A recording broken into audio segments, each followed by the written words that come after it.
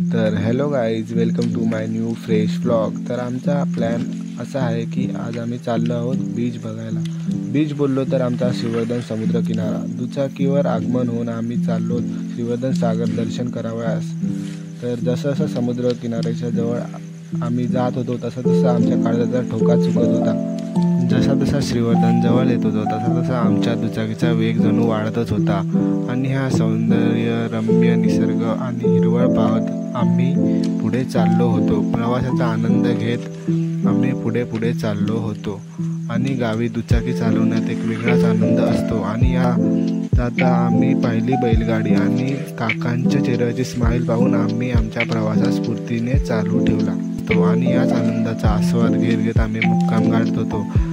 तर आता आम्ही आमच्या मुक्कामाच्या खूप जवळ आलो होतो। पाखरांचा चिवचिवाट ऐकत आम्ही आमचा रस्ता पुढे ढकलत होतो। हा जो द्वार दिसत आहे तो आमचा श्रीवर्धनचा प्रवेशद्वार। श्रीवर्धनमध्ये एंट्री करतात आम्ही मैदानामध्ये मुळे खेळत होती ते पाहिली आणि आता आम्ही बीचवर फायनली पोचलो।